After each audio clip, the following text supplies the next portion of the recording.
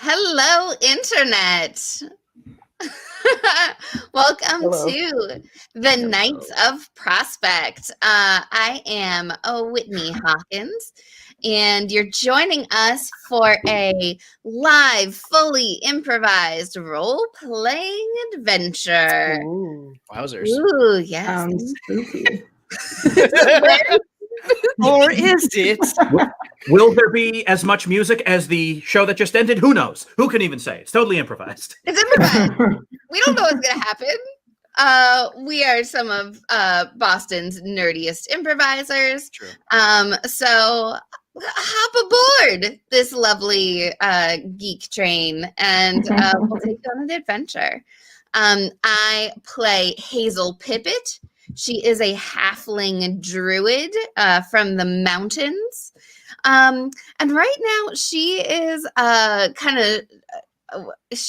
we're all on this big adventure to Technis to figure out what's happened to the other Knights of Prospect. And she also has a little bit of an obsession with another evil lady at another mountain. It's a whole thing. She has a lot of confusing feelings. Mm-hmm.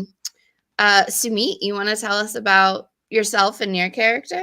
Sure. My name is Sumit. I'm playing a cleric / healer by the name of Raz Snowberry.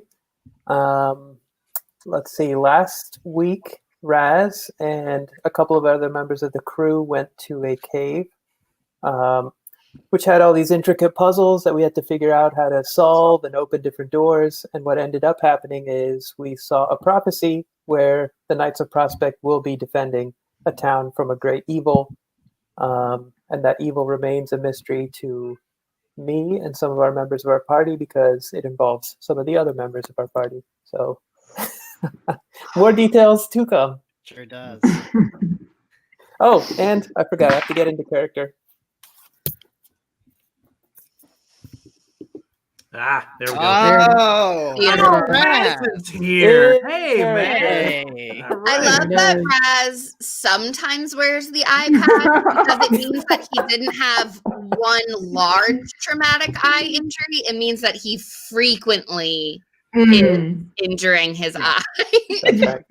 I really love that about They're Raz. very vulnerable. Yeah, I'm a healer, so I can heal myself. And yet, Yeah, it's really more of a choice. I like that. Jelly. How are you Yeah, doing? Kylie, what's up? Yes. So I play a mischievous 11-year-old human child thief named Jelly.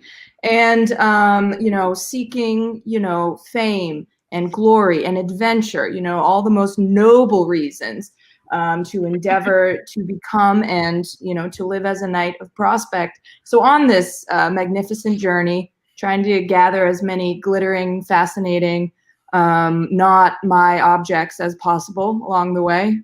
These little nimble thief hands, busy, Busy. exploring this fascinating and fantastical landscape. So that's me, Jelly. Wow, Jelly. Cool. Chauncey. Oh, well, sure. I'm Simhor. I play Chauncey. He's a young boy wizard. So powerful. Could do so many wonderful things. I've turned Raz into a monster so he could punch a kraken before, for example. Mhm. Very proud of that. I get into a lot of trouble. I've spoken to a demon, an obsidian void before. That was cool. I got like an anything destroying sword that comes at great costs from an angel. You brought back one of the most powerful sorcerers there ever has been. That's true. That's true. I forgot that. I Who was dead? accidentally resurrected a wizard who was an evil book who I was hanging out with for a while. And Chauncey doesn't know this, but it turns out that the thing that's attacking the town is probably him or something that he did. We find out through prophecy. Chauncey doesn't know yet. Probably no one's going to tell him, but I don't know. It'll be a fun time. Oh, That's indeed. me. Yeah. And I'm John Serpico. I'm the game master, which means it's my job to keep all of these folks busy. And every time they discover something, I need to explain what it is they discovered. So for those of you that are watching us for the first time tonight, you're joining at a great time. This is, I believe, and I keep guessing wrong, I believe this is our 28th session. Woo! And so here's what you need to know if our 28th session is your first session. What you are looking at are the Knights of Prospect, the newest Knights of Prospect. They were recently inducted into this mighty order of knights called the Knights of Prospect that are based in this beautiful city named Tower Town. As mentioned, they kind of inadvertently brought this powerful wizard named Archmage Akka back to life. And, you know, ever since Archmage Akka came back to life, none of them have really trusted Archmage Akka, despite the Archmage's best efforts to try to get them to trust him. They just got inducted into the Knights of Prospect, and when they did, unfortunately, all of the existing Knights of Prospect were teleported away, literally to another country, by, it turns out, a clone of Archmage Akka. It happens. So, it happens sometimes. So there are two Archmage Akkas. There's the one that they are with right now because they ended up crossing an ocean and finding the Knights of Prospect. So there's this Archmage Akka that they're hanging out with right now, as well as all the Knights of Prospect. And then Tower Town, where they're from, all the way across the ocean, has the old Archmage Akka, who I'm sure is doing nothing wrong. So that's really the story, is they've spent the last few weeks becoming Knights of Prospect and then essentially following a path of prophecy to find the other Knights of Prospect that were just teleported away. So they're now on this, in this holy site called Technis in this whole other country. And that's kind of where they're going to start. You know, the plot you may find, if you're new to this, is a little bit less important than the characters and their motivations and what they find fun and funny. So anything that you're not sure about, don't worry about it. It may become clear, or feel free to ask in the chat. We've got some fans in there that would be more than happy to give you the whole story. Big time super fans. Big time super fans. So let's get started, shall we? All of you are, of course, on the great holy plateau of Technis. You are hundreds of miles from home. You crossed an ocean to get here. And, you know, now you are essentially trying to figure out what the next steps are. The Archmage Akka that is here, who insists on you calling him Tobias, has been going on and on about how eventually you're all going to return to Tower Town. Because the whole point of this teleportation was to keep the Knights of Prospect safe.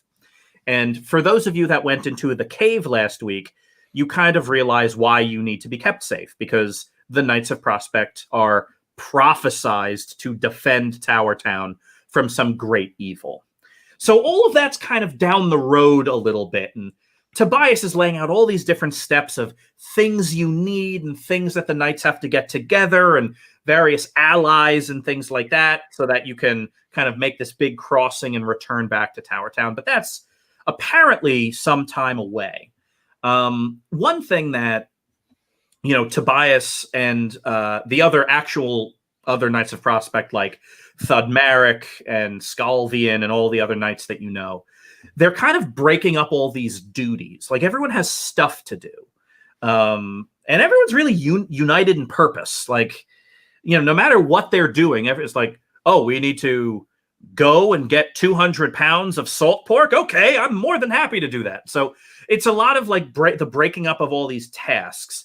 The four of you are kind of summoned before Tobias, aka the Archmage Akka that is here, and his associate sister Ix, and also Thudmeric of the Knights of Prospect. And the three of them are looking at this great big map of where you all are, Technis and the lands to the west. And Tobias looks at all of you. His brow is not necessarily furrowed, but it always seems that way due to the network of scars that covers half of his face. And he looks at all of you and says, "Oh, good. Okay, there is something that I need the four of you to do." What's up, Toby? Toby. I haven't been called that in many, many years. Not since I was your age, Chauncey. Yeah. Ooh. Tobias points to a town on the map called Ordu. It's several days away. And he points to it and he says, "Some of the mages that I used to get the Knights of Prospect here with that teleportation spell, I sent them to Ordu a number of days ago on business, and we were expecting their return yesterday, and they have not yet returned. My hope is that the four of you could travel to Ordu and determine their whereabouts." Certainly, we would be most honored to help. Yeah, or do or die. Thudmeric chuckles at that. Nice, we did it. We did it. The Thudmeric says, "We have horses for you, size to fit. So hopefully your journey overland will be safe. There is the mage that was leading the group of mages is named Juniper. So that's who you can ask for if you're trying to hunt down where they are." All right. Can I make a special request to ride my horse, Kevin? We just got along real good last time. Sure. Yeah. Hazel, as a druid that can speak to and respect animals, Kevin is more than happy to be your horse, and you are more than happy to be Kevin's passenger. "Oh, Hazel, you're back! Oh, this is great." Oh, it's so good to see you, Kevin. "Oh, it's good to see you too. How is everything? It seems pretty wild up on the plateau. A lot of people in armor." I gotta tell you, it's real weird. Do you ever overhear anything? Not really. I mean, you're talking about stuff that I don't really understand. I try to keep my life nice and simple. That's exactly what my mother told me to do. She said, "Kevin, you're a horse.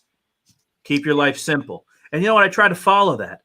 But I can smell magic. Seems like something big happened up there at some point. You are so wise. Yeah, there's a ton of magic. Wow, that makes sense. So where are we going? Ordu. You'll love this. Jelly said, "Or do or die." Oh, that's really good. Isn't that funny? Oh, I like that. That's exactly my kind of humor. I really like that. That is horse-friendly I can tell humor. you're a pun guy. You're a pun guy. I am a pun guy. Well, if you're going to Ordu, just be sure to, and I'm not saying this selfishly because I will gallop, but don't ride too fast. Once you're out from this plateau here, you're gonna see a sky full of stars. Oh, Yeah, so in Sepulchre City, where you originally met me, with all the lights and the lanterns, it kind of dims all of that. But if you look up, you'll see all of the different constellations in the sky. It's really worth it. I love constellations. Mm-hmm. I'd like to think that they love us back. Oh, I am walking to the horse that I am picking to ride and gesturing as if I'm having a conversation with it. Yeah, the horse is looking at you. Mm-hmm. Yeah, right. Yes. This guy gets me. This guy gets me. I held my hand up to high five the horse. The horse assumes you have grain and begins chewing on your hand a little. Ow. Okay. Ow. Okay. Mm. So the four of you head out towards Ordu, and one thing, you're all from the Riverlands. That's where Tower Town is, obviously. Tower Town and the Riverlands generally is fairly densely populated. You can't really go more than a day without seeing another village. Like there are a number of large cities, but even between them, there are plenty of little villages, farming communities, fishing communities. Even in the middle of like the ancient forests, you're going to see some old hunting cabin or something like that. But, you're in this whole other country, the theocracy of Enteresh, totally different out here. You are, after a day of riding, you realize you're just riding through farmland. But after one more day, you realize you're essentially just riding in wild plains. Just hills and hills of tall grasses, barren scrubland. It's been, you expect to see some light hanging in some window on some horizon at any given point, but there really just isn't any of that. It's just very, very empty and very, very quiet. So when the four of you aren't talking, really all you can hear are footsteps along, packed dirt roads. But when you are talking, it sounds something like this. Where do you suppose one goes to the bathroom if one needs to go fairly immediately? Yeah. It's looking like anywhere, Raz. One, or one, as in one is a rather formal way Yeah. to Well, ask that question. Like, where does a fancy person go to the bathroom when they're on a horseback trip? I mean, let's say they're just, they're on a journey and they have a duty to do, but they don't want to waste time, but they have to go. Oh, they have a duty to do. Okay, so let's figure this out. Duty. There's a person, they're very important. They're wearing a Right. tuxedo, perhaps? Yeah, That's how it. I pictured it. Okay. And Or what not, did they, maybe just a cloak. And like Maybe. a fancy hat. Ooh, yeah, Right. really tall hat. Let's say, tall Or- hat, or no hat. Okay. no hat. And what did they Okay. eat early? They ate many grains or Yeah, they had a porridge that was made by somebody they don't really know that well. Let's say his name was Tobias. Raz, that's And- weird. That doesn't sound very fancy. I think they probably ate like a cheese platter of sorts. Sure, or okay, yeah, like a cheese rib, platter. Yeah, ribs. Let's say it was a rib and cheese platter. Well, those that's nice. two meals would have very different effects. Oh, interesting. You're gonna eat ribs versus porridge. Well, let's say it was a grain porridge that was So- made. Okay. Like the one that you had earlier? Yeah, similar to that. Yep. Let's say it's Okay. hitting you like an hour later, Sure. and there's nowhere to go or hide. Oh, well, let's see. Well, is this hypothetical formal, no hat, cloak, porridge eating one? Are they in company? Let's say they're Are they? company. Yeah, they're in company with their friends. Let's say there's three Friends. of them.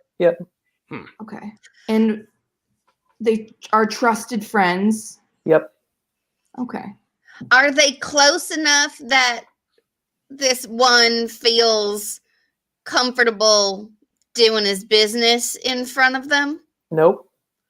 Oh, all right. That's Mhm. important. Does this What- one have a favorite companion at all among This the is a company? big question. I bring my Cool. my horse closer to Raz. That is a tough question. No favorites. This Yeah. person loves them all equally, but Oh.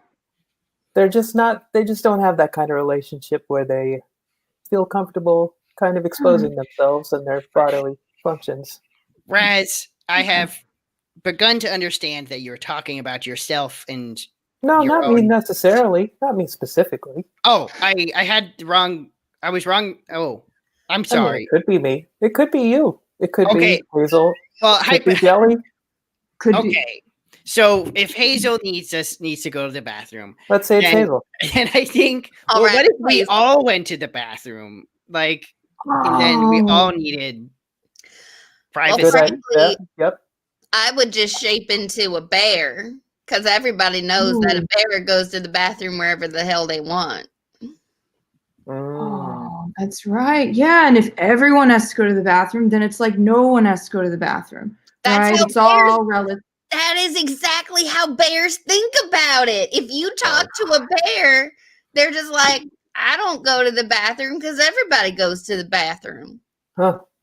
That's- You know, Enteresh once said, all for one and one for all. And I feel that that is most appropriate in this moment. And bears say number 2 for one and number 2 for all. Wow. So theirs is the bears saying is explicitly about poop. That's interesting. I mean, it's most of what bears talk about. Most of the rhetoric in the bear community. Yeah. All of their poetry is about number 2. Hazel, do you know Really? any of their poems? I would Sure love to do. hear the most famous bear poem. Yeah. Yeah. All right. Wow. Excuse me. Especially if this will relax you enough to do your business. There once was a bear in a wild, wild wood. Mm. He did all he might. He did all he could. But eating grains and eating fish will catch up with him just like you wish. And there he squat and there he stayed until all his poop, his time was paid.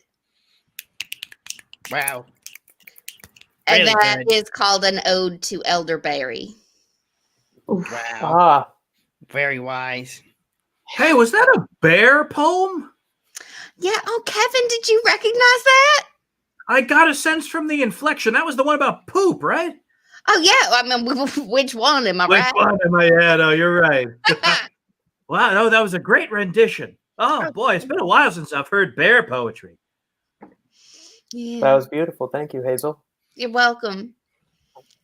Hey, would you be more comfortable going if Kevin acted like a screen in front of you? Absolutely. If it were me, but it might not be. All But right, let's say sure. it is. Oh, All and I have this piece of silk we could drape over Kevin, and you could go under him, like we create a bathroom. Sure. Hey, Kevin, can you do me a favor? Yeah, Not everybody's as comfortable with pooping as bears. Am I right? city folk, huh? Yeah. So we're gonna adorn you in some silk.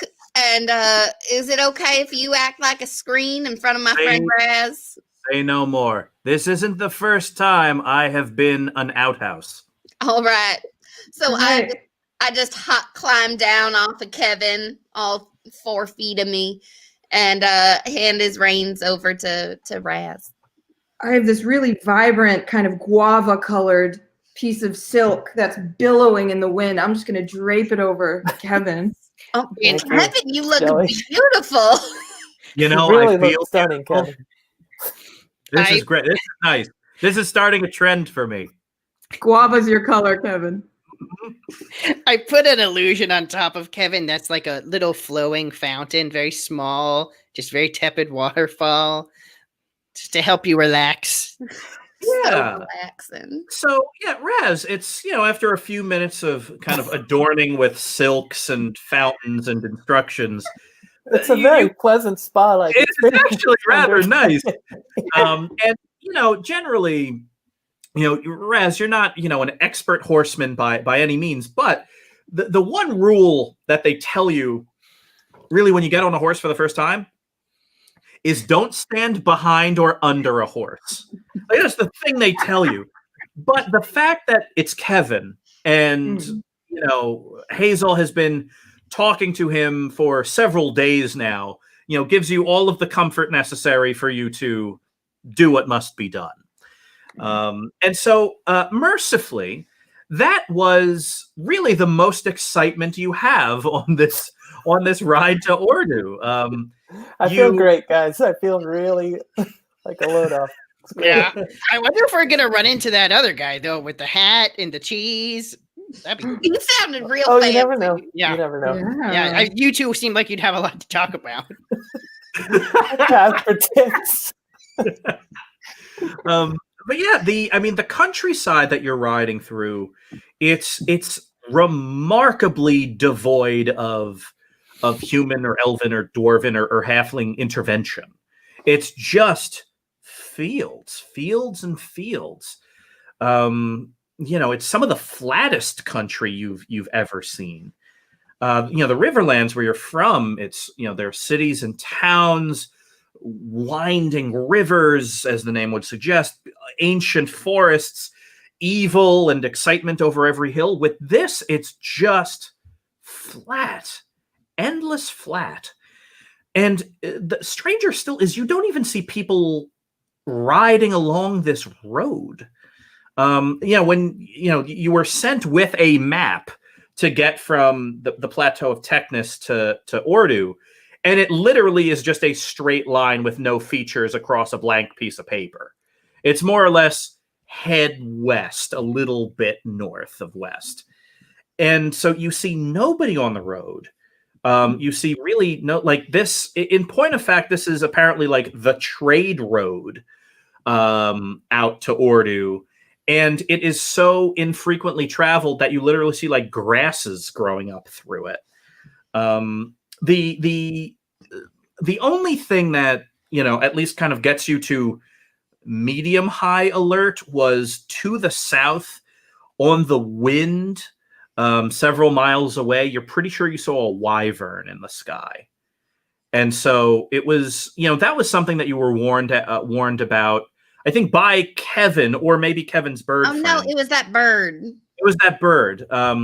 You were warned that, outside of Sepulchre City, because a lot of the theocracy is wild, there are like wyverns in the sky that have not been hunted out. So, you all kind of had to have a quick conversation of, okay, what exactly do we do if like the wyvern sees us and is hungry?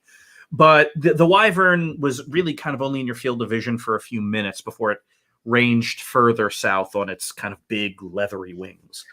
So yeah, the ride to Ordu is almost unnervingly peaceful, and that's a good thing, but it's also not, because it, you kind of cross off several options of what could have happened to Juniper and the other mages. Were they waylaid along the road? Did someone's horse throw a shoe? Are they in some kind of danger on the road? And the answer is none of that. Like, you see no signs of anybody, in point of fact. Until you start approaching Ordu, the first kind of signs of life you see are some, you see fields again. You see actual tilled fields and crops. And, as you start approaching, you realize it's snowing a little bit. You're at, kind of a level of altitude, and you don't really get snow in the Riverlands. And it's snowing over, kind of these low cutback fields of crops. And it's really quite nice, and it's starting to stick to the ground a little bit. And you see, it's almost kind of in order, like you see the fields, and then you see snow start falling. And then you start seeing, thin little wisps of smoke from various fireplaces on the horizon. And as you approach, you see a very charming little town called Ordu. I want each of you to take a sentence and describe it. Also, the one thing I will say as you're describing or building Ordu is that they're apparently in the middle of some kind of festival. So feel free to add some of that into your description. There's cobblestone streets, and they're all lined with lanterns that are lit with fire, but the fire is in all colors of the rainbow. The thick wafting scent of baked goods just hits you like a wall. It smells like sort of decadent cakes and pies and cookies, just really sweet and fruity and enticing.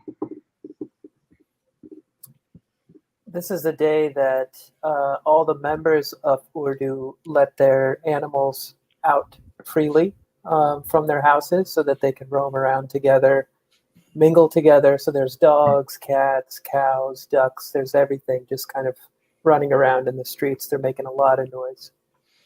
Yeah, there's a big, it looks like a big pile of kibble in a pen out in the middle of the city. Some animals are gathering there and then departing again. So you can see kibble scattered everywhere. Yeah, it's to all of you, well, to Chauncey, Jelly, and Raz, there's just this din of kind of animal noise. Meows and barks and moos and all these various things. Hazel, for you, you realize these are reunions happening. Mhm. You are hearing all of these various animals speaking to each other. It's like, I haven't seen you since the last time it snowed around here. How are you? Have you had your litter? I did have my litter. They're doing great. Cows are of all of the domesticated animals, Hazel. Probably the kindest are cows. They're very empathetic. They're good friends. They're That's what good. people don't know about cows. They're real good friends. Yeah, they really are. And so they're, essentially all of the cows. Like if this was like a junior high prom, the cows are the chaperones, keeping enthusiastic but still too much independence other animals from like getting into trouble. Mhm. So, the sense you get is that this festival is, the animals are having as much fun as the people. And what you hear, Hazel, from the animals is it kind of varies, kind of animal language to animal language. But the sense you get is this is called the Festival of Reflection.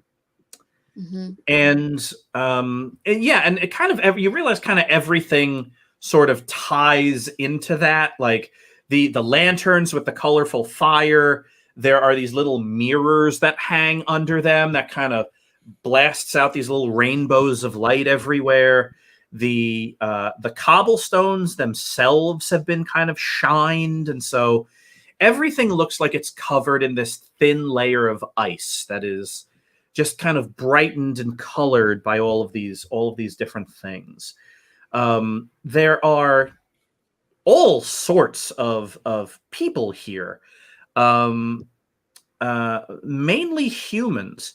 But one thing that is quite the shock is there are a couple of orcs, like orcs, like actual orcs, 7 feet tall orcs, that are. And you're, because the only thing you've heard about orcs is the way Gregory describes like the war to the south, but no, there are orcs here. One of them is giving out muffins. Oh The yeah, other, I knew some mountain orcs. They were nice. yeah, I never had a problem with them. the wars to the south are.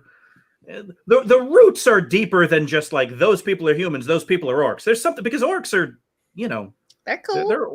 they're fine. But yeah, there are several people, and one of the orcs wearing these big sashes. That's they're all different looking, but they're all kind of handmade, and they all say things like remember or reflect or thank you on them. And so it's not like everyone's wearing them, but enough people are wearing them that you realize it's now a thing. You go kind of ride through town before it gets a little too crowded, what with all the animals and people. You eventually get off and tie your horses up. But yeah, now you're just kind of standing in the middle. The orc handing out muffins says, "Welcome to the festival. Here you are. These are full of bran. Oh, Brad, Mm. Raz, you should eat these. These will be great for Raz. Yeah, Ooh, Raz. yeah. Raz. Raz. He has to poop a lot. Chauncey, Raz is that's good. not. It may be me or it may be somebody else, but I'll hold them for the person who does. That's right. Have you seen a person in a tuxedo and a very tall hat, perhaps carrying a cheese board? The mayor's wearing a tuxedo, and I believe she has cheese. Shall I fetch the mayor? No, that's quite all right. That's It quite would all right. be lovely to see the mayor. Raz, you could talk to the mayor. You could talk to her about pooping. I'm not going to do that. Oh, I'll be right back. And within a few minutes, this orc returns with an older woman that is sure enough, wearing a tuxedo and carrying in a basket a fine collection of cheeses and crackers and salted and cured meats. Her What? stash is guava. Ooh, that's Kevin's color. It looks good on the mare too. It looks good on her too. They're both summers. Yeah, Raz, you're trying to figure out if the strength of your metaphor was such that it conjured an actual living person to match it or something, because it's really, she's right out of a picture book here. What is the mayor's name? Yarbahal. Greetings, welcome to Ordu. I'm Mayor Yarbahal. I trust you're here for the Festival of Reflection. We are indeed. Happy We are. Festival of Reflection to you, Mayor Rahal Bahal. Welcome, welcome. And she kind of opens up her basket wide and kind of just hands you, kind of puts it in your face and is looking at all of you very expectantly. Before I reach into the basket, I look at her and I go, I love your festival so far, and I would like to create an illusion on me that has just like a bunch of mirrors. Looks like my body's covered in like a big block of mirrors. Sure. I'll let you roll for it. Normally I All just give you these for free, but let's see what happens. Just an elaborate mirror suit. Yeah. 7, 8, 9. Oh, perfect. So partial success means you exactly do that. Aha! And light, you're like a disco ball. Light is bouncing off of you, and everyone within kind of earshot or visual range kind of sees this and starts clapping. Thank you. And Yarbahal says, "Oh, terrific!" Yeah. And she gestures to the orcish baker that handed you some muffins. Take this one to meet the others. He must be part of the situation. And Chauncey, you are kind of gently dragged off by this orcish baker. A situation. Don't mind if I do. And I go along. Boy. Chauncey, do you need some help? Or are you going to be okay by yourself? I would obviously be fine alone, but if you want to come, I would love to hang out with friends at the festival too. No, if you're fine, I would rather stay out here. I'm gonna keep a quick eye on him, so I'd like to shift into a wren, real low style, just a cute little winter wren, and just kind of perch on Chauncey's shoulder. Sure. Roll to shapeshift using your druidic powers. That's a 10. All right, no problem.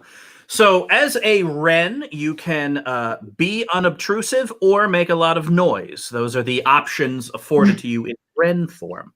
So right now, let's assume you want to be unobtrusive because you want to shrink down and be on a shoulder. So yeah, you kind of the earth rises and kind of shrinks you down, and you emerge from this little mound of dirt as a wren, and you perch on Chauncey's shoulder, and the two of you are led off by this orc who is doing a very, very thorough job of explaining what is going on in the town and why that building is important, and how they used to play with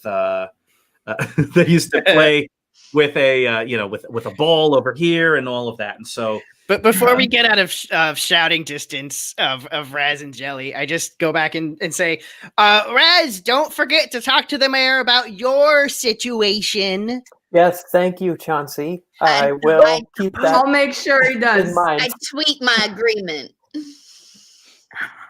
So yeah, we'll stay with Jelly and Raz for a little bit. So Mayor Yarbahal is,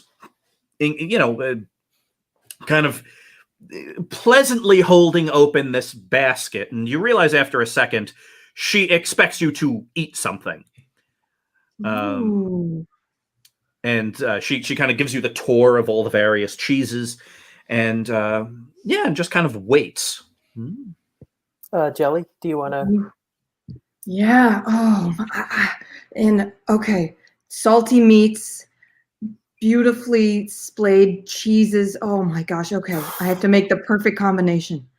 This looks like a really thinly sliced prosciutto. We have. Oh, is this a sharp cheddar? Is there a Gouda here? Is there a Gouda in the They're basket? in the back. In the back. In the back. Oh, what's that back there? What's that? Oh, Hey, get out of there! it's And a a very- charcuterie gnome. Oh, charcuterie Someone gnome. put a charcuterie gnome in there. Whoa. Well, you found the charcuterie gnome, which means you are handed the basket. Oh my. Jelly! Congratulations!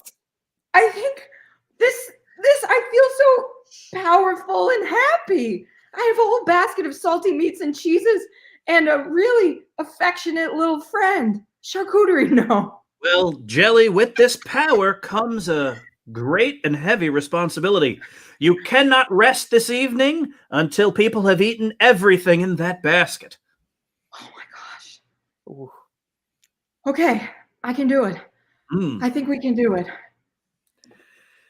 Best of luck to you. Thank you. And so Yarbahal, unburdened by her duties of having to hand out delicious meats and cheeses, just kind of looks at you and says, "Well, are there any questions I could answer? I can tell it's your first festival of reflection." Yes, indeed. I have heard of it from other clerics in the region, and it's my personal first one that I'm witnessing, and I think it's a wonderful ceremony. Actually, maybe we can explain why we're here, right, Jelly? Yes. Yeah, we can explain why we're here. Look at this guy. I'd He's do so anything for him. He's very cute. I'd do anything for him. He's very cute. But we were yeah. Yeah, he's very cute. And Mayor he knows Yarbahal, it. And he he's knows it. very cute. Mayor we're here. Yarbahal. He's very cute.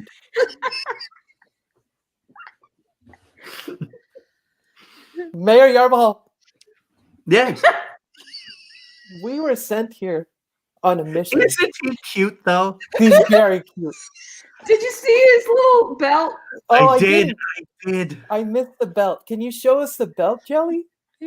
You look at that. Look at the detailing on that leather belt. Did Look at they that. sew a buckle? It's a sterling silver. That is very cute. Yeah, I mean he's a style icon to boot. And the boots.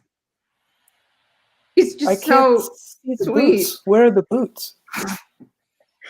there they are. They look like your fingers, Jelly. Are those your fingers? Yeah. No, he's changing. He's changing Oh, boots. okay. But I don't want to look. Does he need to be somewhere? He has hold on. No, I can't say that. I'm sorry, Mary Stop Yarbahal. it. No, I can't say it. You're bad. You're bad. What is he saying? He said something. He just said something. I can't. What? Can't tell you. I'm sure it was very cute, Jelly. Just It was. He was saying that he kept interrupting you with his cuteness. He's Oh. aware of it. oh, And charcuterie gnome. he felt bad, but he also had fun with it. Can I tell charcuterie gnome something? Charcuterie gnome, you're so cute. You're so cute. Oh, he's dancing. Oh, that's so cute. He's dancing. Mayor Yarbahal, Yes. I'll just be 1 second. Sure. Are you watching this dance? Because it's quite something. It's very cute. Oh, here's a move. Oh, look at it go. Wow, that is magnificent. Look at his legs go. It's why carrying the charcuterie gnome and the charcuterie basket is such a burden. It often Indeed. takes the entire night to work past the cuteness and feed the village out of the basket. All right, we practiced a dance. Oh. Oh, wow. Oh. That's all we have so far. Gosh, I could go for a piece of cheese. How about you? He said, yeah. Well, if there will be nothing else, Oh, I will. no, actually, there will be one more thing, Sure. which is that we were talking about responsibilities earlier, and we were sent here with a responsibility as well, which is that we are searching for someone who seems to be missing. And that someone is a mage by the name of Juniper.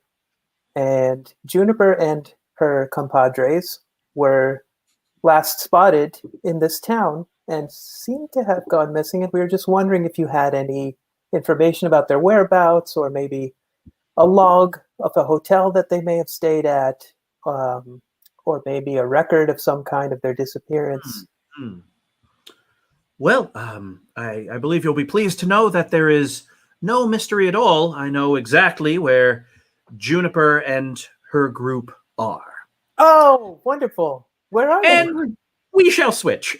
Chauncey and Hazel, the two of you are led, kind of through the snow, through really the middle of town. That's just a great, big, relatively smelly party. There's light, there's music, there's all kinds of things. And you're being led to somewhere. Like you're kind of going through the middle of town and then kind of back out the other side. And the orcish baker that's guiding you. What is the name of that orcish baker, by the way? Trent. So Trent looks at the both of you and says, "Where you're from, do you have a festival of reflection?" No, not like this. Not like this. Definitely. No, we don't celebrate that. No, there's no one ever really lets their animals out like this. That's Just less strange. sausage. I like your sash. Thank you. I made this. It's because I'm going to publicly say what I'm thankful for. Oh. Okay. As a quick, I'll bring you up to speed since you're here. You're going to have to do one of these three things. Well, Chauncey, I believe, you will do the third thing. That's where I'm taking you. But everyone in the town that gathers in the town square in a few hours needs to either deliver an expression of thanks, deliver a gift, or deliver a performance. Wow. And Chauncey, given the reflective nature of your current ensemble, I'm going to take you to the rest of your kind, because I'm sure what you will put together is terrific. So, I do great performances. I'm sure you do. Hazel, is it? Well, what will you be doing? Will you be giving a gift, or will you be publicly expressing thanks? Oh, I'm real thankful about things. I love it here. And up in the mountain, we had kind of a similar festival, but we don't use metals so much. I had never really seen a mirror until I came to Tower Town. So, but we do stare at water a lot.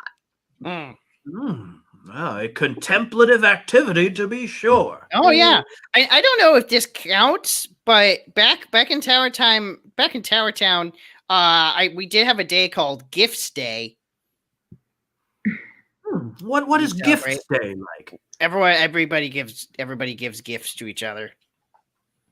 Everyone in the town gives everyone else in the town a gift. There's like a lot of people, so everybody was a generalization. Like several people give gifts to several people who they know.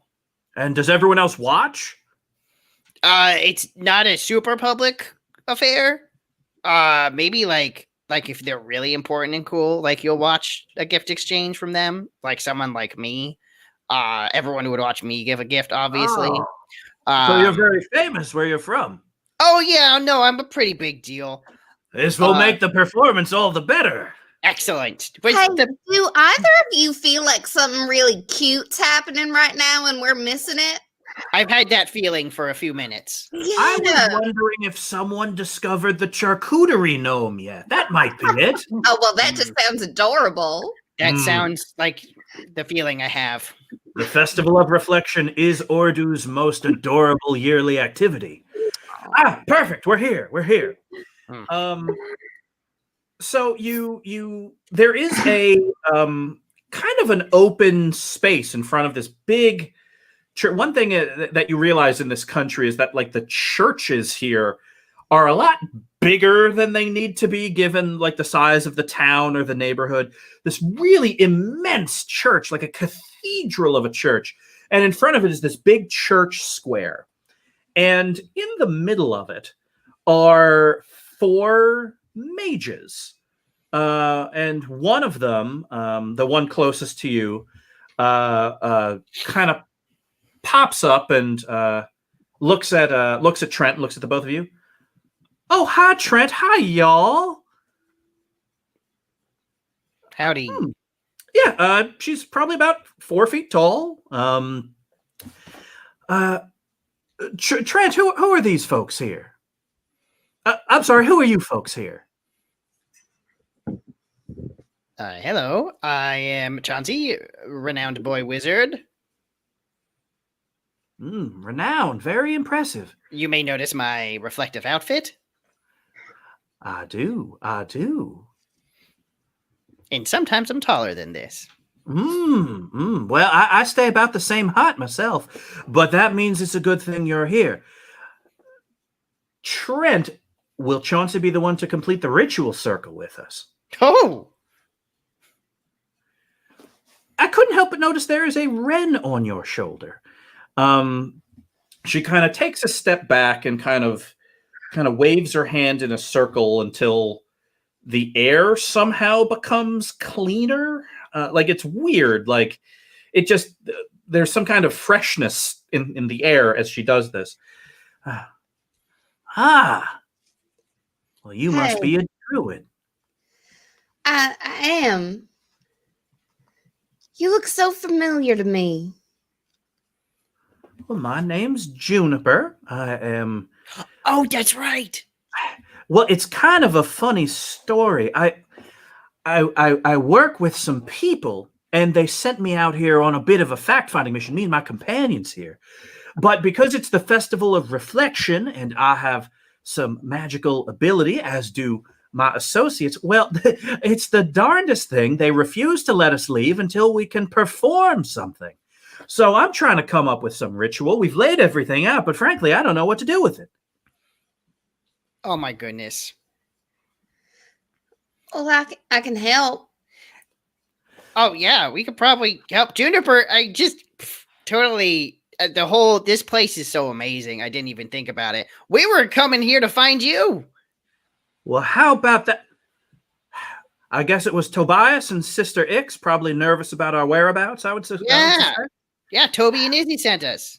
Well, the sweet irony of the whole thing is no one can leave Ordu until the festival's over. It'd be disrespectful. I, much to my lack of credit, did not know this, and so I'm stuck here for at least another day. And hopefully by tomorrow, when the festival's over, we'll all head back to the plateau. Yeah, Hazel, this person looks very familiar.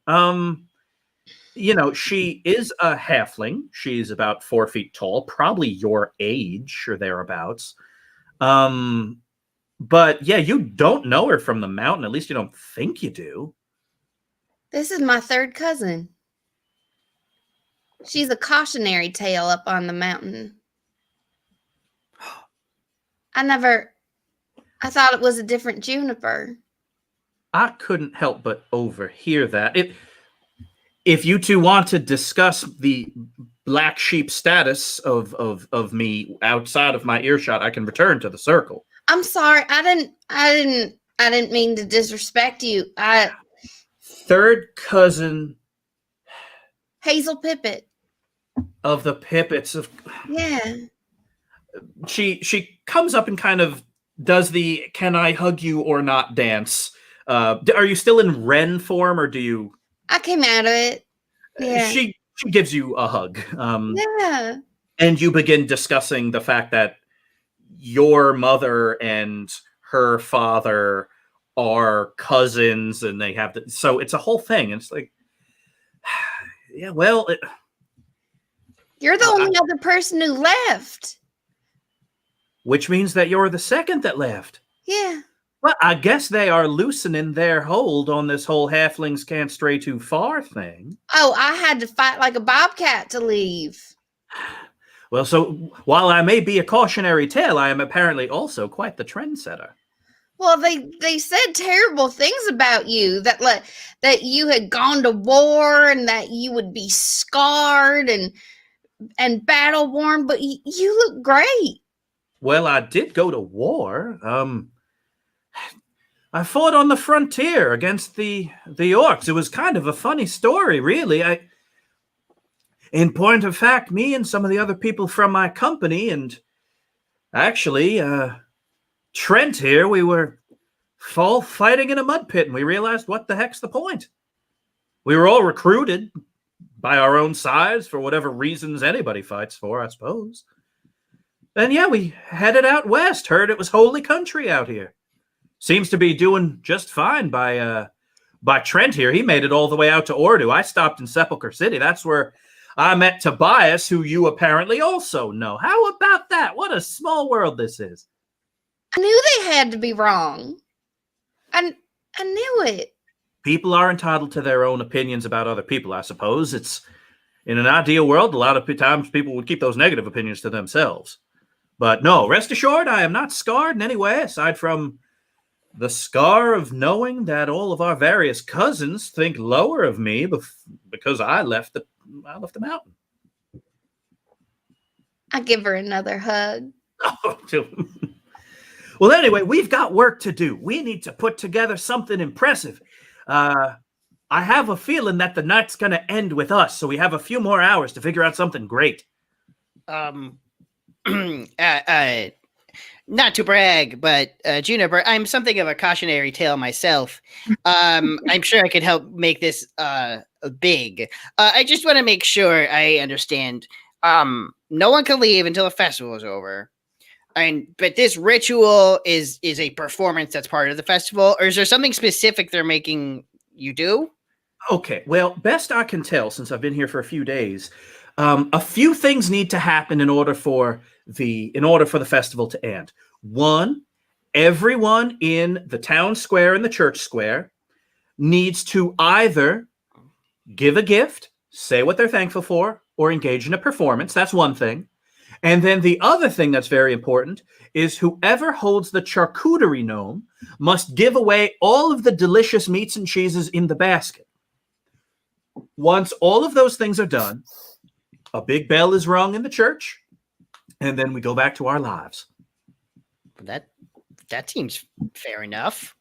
I'd like to go to the if there's a ritual circle that's already in progress and go. Yeah, there is a ritual circle in progress, but it's very much like a blank slate. It's like they've laid out chalk and rocks and stuff to kind of focus power, but it's almost like they set up a kitchen for a cook to make something, but the cook hasn't started cooking anything. I go to the circle and say, "The chef is here," and I make a chef's hat that's also very reflective on top of my head. And so we're going to cut back. Actually, we're going to jump ahead a little bit in time. That's what we're going to do. The performance, such as it is, will be a surprise to everybody. So the hours tick by, and Chauncey, you and Juniper and the other mages and Hazel are all simultaneously working and talking and catching up. Hazel, it's one of those things where you're surrounded by friends and knights. You have purpose and mission and mandate, but at the same time, boy, is it nice to see someone from home, especially a relative of yours who you know more by reputation than anything else. She, talks about the magical training she got when she left the mountain and all of these things.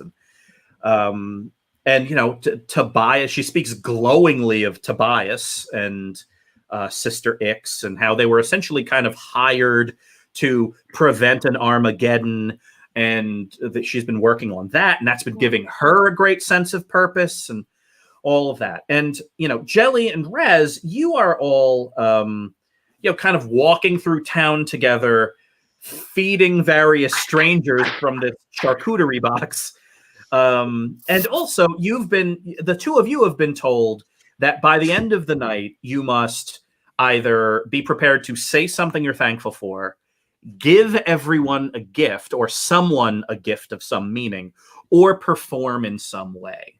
And so that's that's bouncing around in your head as you're all kind of wandering around town. And, you realize it's getting like late, like it's getting like middle of the night, but and what's adorable is like some of the animals have just kind of fallen asleep wherever they are, regardless of the noise.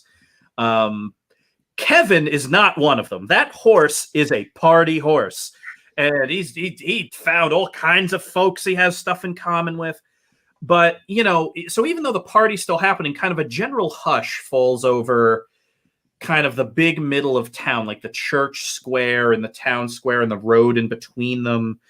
And so the mayor stands up on a rooftop at some point and kind of kicks off the festivities and asks kind of various people to kind of come forward and either give a meaningful gift or say something they're thankful for. And she says that at the end of all of it, some special guests from out of town are going to have a quite a big presentation at the end. And so it's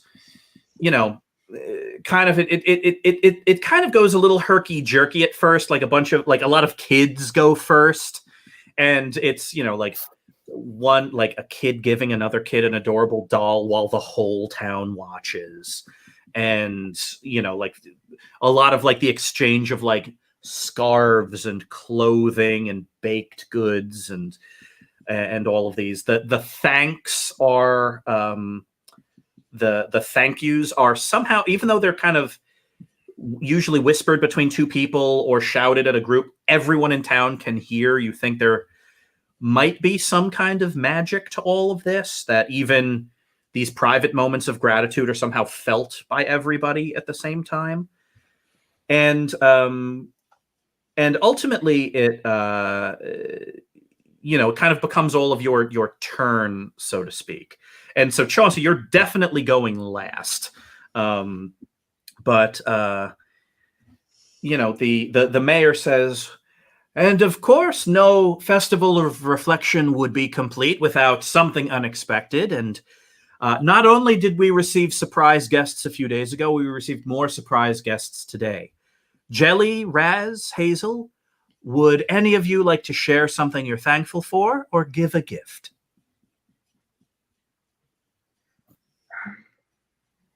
Well, I don't even know if am able to put this into words.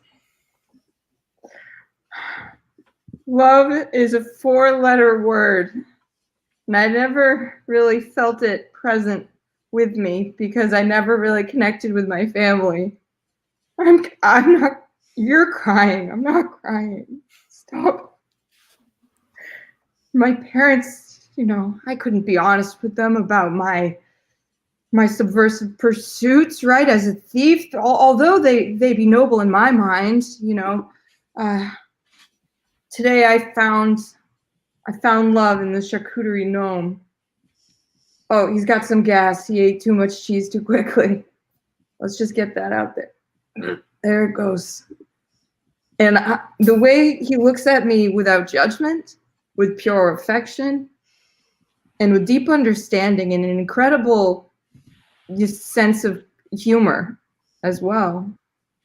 I just feel so grateful for the charcuterie gnome.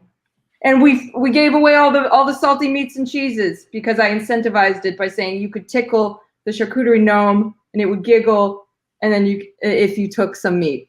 So we got rid of all of it very quickly. And a great applause kind of sweeps through the town. My little buddy. Those that so beautiful, Jelly. It's my little buddy. Ah. Pride Rock. I love Raz, you. Hazel, a performance, a thank you, or a gift? Well, today I learned that I'm not as alone as I thought I was, and that I wasn't wrong to leave the mountain, and that people have done it before me and they've stayed true to who they are. And I have a new friend in someone I never thought I would even meet. And I'm so grateful for that. Kind of like a kind of applause and happiness kind of sweeps through. Yeah, go Hazel. Juniper is looking at you, big smile on her face, eyes a little watery. Raz? Sure, if I may say a few words about the Festival of Remembrance. As we all know, the festival celebrates remembrance. This day began at a moment in history.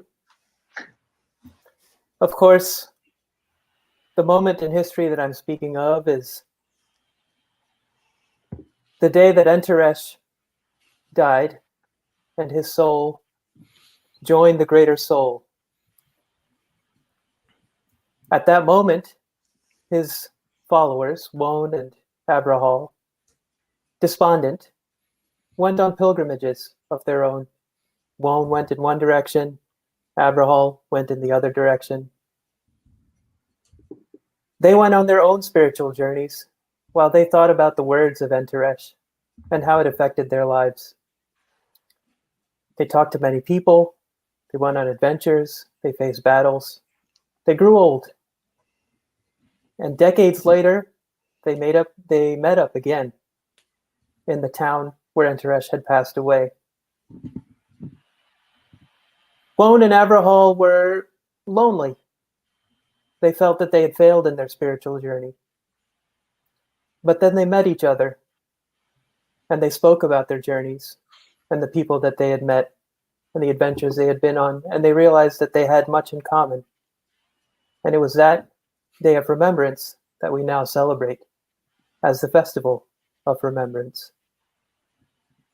And so in this moment, I would just like to remind everybody that no matter how lonely you feel, there is somebody out there, be it animal, beast, orc, human, or the divine, that is there for you.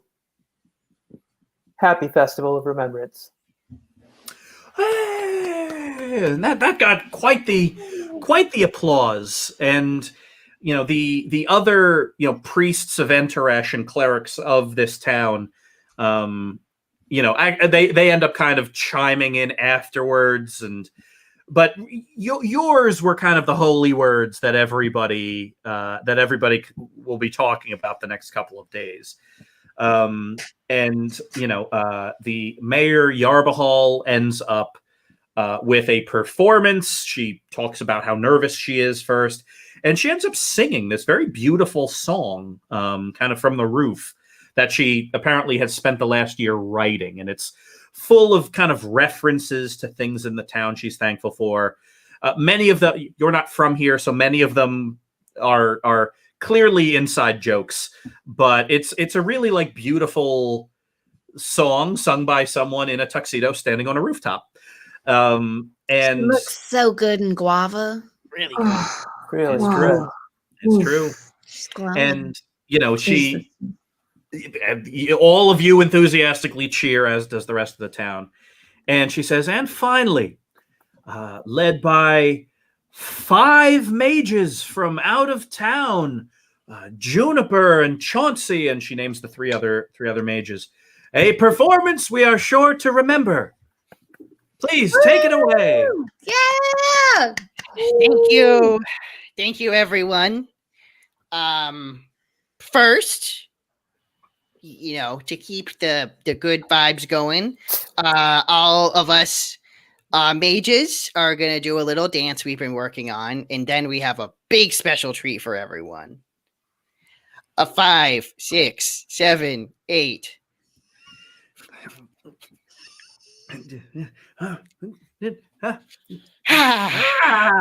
Wow. Yay! Wow. Thank you very much, everybody. I just thought we needed some extra spice on top of this.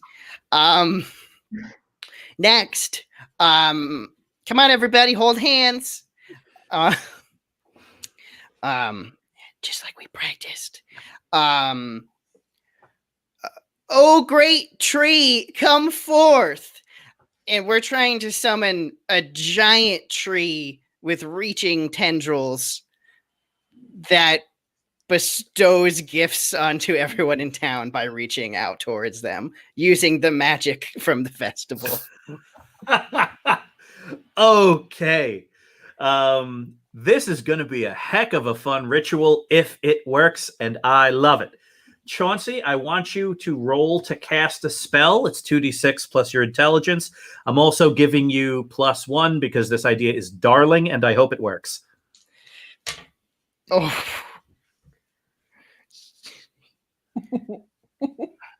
6. Okay, that is a failure. Oh no. I So- have one request if I can do it.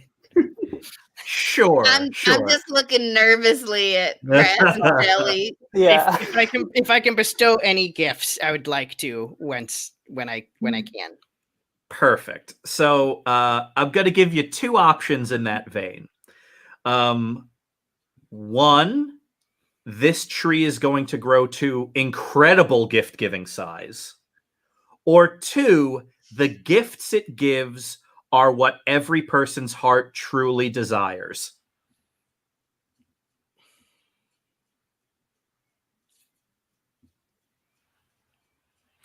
Oh, I gotta go with number 1.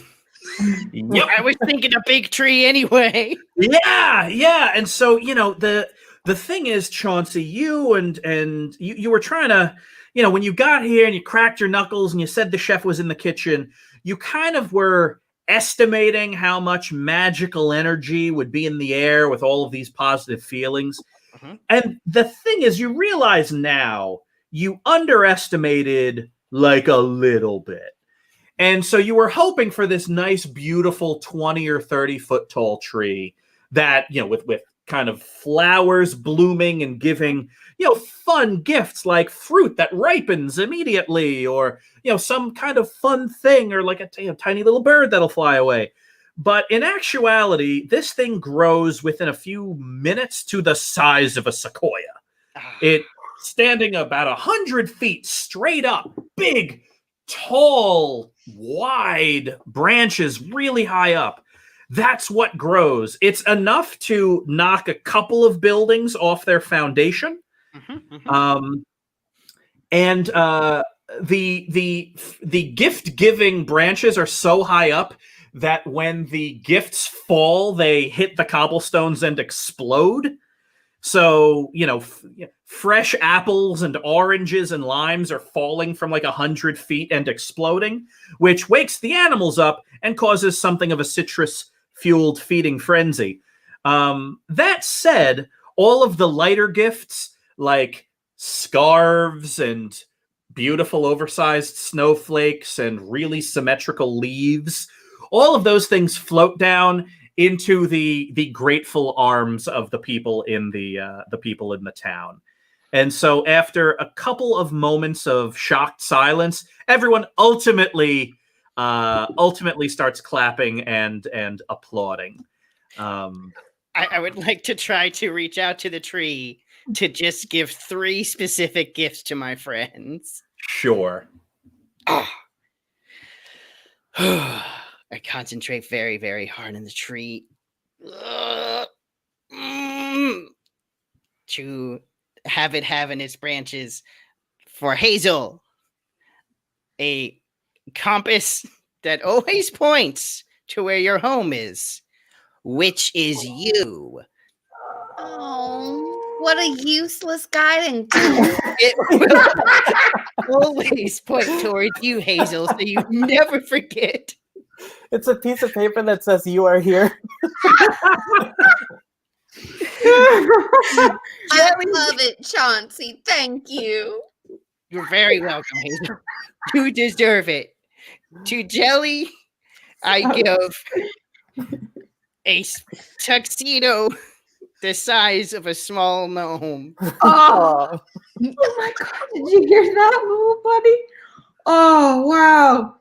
I mean, and here I thought I was the thief, but you stole my heart. Now you're going to be in a tuxedo. He's even cuter.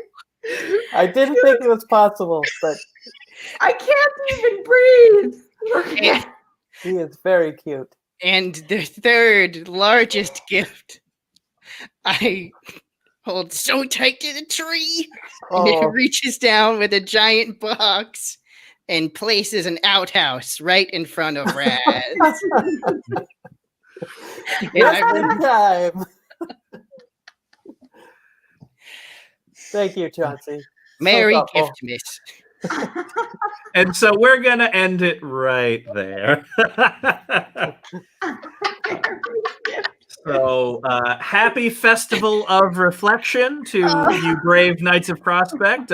Happy holiday season to the audience watching at home. That was adorable. Yeah. Oh, Yeah. so fun. Yeah, Knights of Prospect isn't all grim prophecies about doom. Sometimes it's like poop conversation holiday. Hey, maybe the outhouse is what attacks Tower Town later. We don't know. That could be. Oh yeah, all of these gifts have a darkness to them.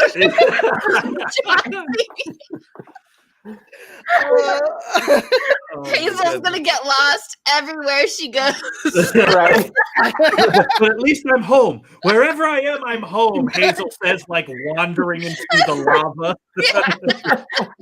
Fall into a volcano. Yeah. Gosh. Charcuterie gnomes. Exciting tuxedo clad. He's gorgeous. He's gorgeous. Well, speaking of gorgeous, audience at home, you have been a gorgeous audience. Thank you so much, as always, for tuning in. We have been the Knights of Prospect, and we will continue to be every Saturday at 8 o'clock right here on 2MB Studios. If you like what you see for Knights of Prospect, well, good news. 2MB Studios does all sorts of fun comedy every night of the week. Comedy shows, game shows, talk shows, musical holiday specials like the one that preceded Knights of Prospect. All of that and more right here for you. Also, if you like things like role-playing games and self-improvement, may I recommend checking out our partners at 3weeks.courses. They offer a number of wonderful classes that are just 3 weeks long, and you could learn anything like how to run a role-playing game from maybe someone like me, as well as all kinds of other great life skills and artistic skills. So 3weeks.courses to find out more. Classes in January are enrolling now. If you want to catch up on previous episodes, good news. We are a podcast, Knights of Prospect. Get it wherever you get your podcasts. And if you want to see our faces as well as hear our voices, go to our YouTube channel, Knights of Prospect. You can catch up on our previous 27 episodes. Yeah. So, yeah, more than half a year now. All right, folks. Thank you so much, as always, for tuning in, and we will see you next time. Good night. Thanks, everybody. Good night. Good night. Bye. Happy holidays. Happy holidays.